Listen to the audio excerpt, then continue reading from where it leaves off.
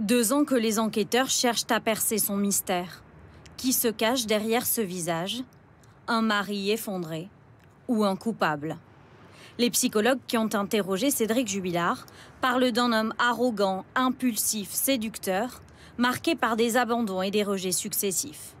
De son ancienne famille d'accueil à son collègue de travail et ses amis, nous avons rencontré ceux qui l'ont côtoyé de près.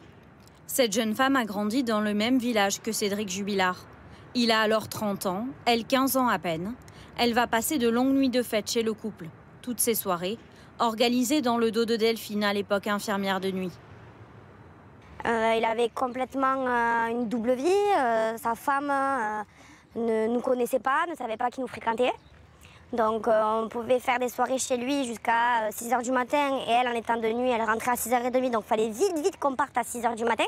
De passer de 6 h avant, on rigolait, on buvait ensemble, à 6 h après, faire comme ça n'existait pas, c'est quand même... il faut avoir quand même du sang-froid. Des zones d'ombre, une personnalité complexe. Notre enquête nous amène à remonter dans l'enfance de Cédric Jubilard. Chaotique. Son père ne l'a pas reconnu, sa mère peine à l'élever seule. Cédric Jubilard est placé de famille d'accueil en foyer à l'adolescence. Une de ces familles a accepté de nous parler. C'est la dernière à avoir hébergé Cédric Jubilard, de 16 à 18 ans. Cette mère nous décrit un adolescent impulsif.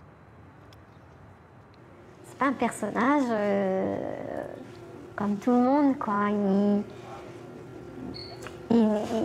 Quand on vit avec lui, on se dit quand même, il y a des choses qu'il n'a pas réglées, quoi, en fait. C'est un homme qui veut plaire. Et s'il n'arrive pas à plaire aux femmes, ça le met très en colère. Une colère et de l'arrogance, c'est aussi ce que nous évoque un ancien collègue de Cédric Jubilard. Yannick a été son chef d'équipe pendant 6 mois. C'était en 2020. Il travaillait dans une entreprise du bâtiment. Ça a été un problème par rapport au travail, parce qu'il bossait pas, des fois il n'avait pas trop de nuit, donc c'était un peu compliqué pour ça. Ouais. Il avait beaucoup d'aplomb, c'est-à-dire si on le voyait faire une bêtise, eh bien, il soutenait que c'était pas vrai. Ah ouais? Mais vraiment beaucoup d'aplomb. À cause de ce comportement, Cédric Jubilard n'a pas été gardé.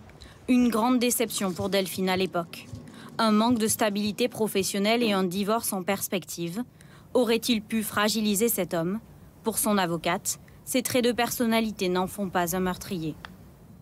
Il y a, je crois, cette immaturité qui va engendrer des comportements, parfois de provocation, parfois des réponses qu'il peut faire qui sont des réponses absurdes, parfois de l'ironie, et toute une série de comportements qui sont finalement incompris du grand public parce que présentés comme étant autant d'éléments à charge, alors qu'en réalité, il n'en est rien. Delphine Jubilard n'a jamais été retrouvée. Voici la dernière image de l'infirmière. Dans l'attente de son procès, Cédric Jubilard reste présumé innocent.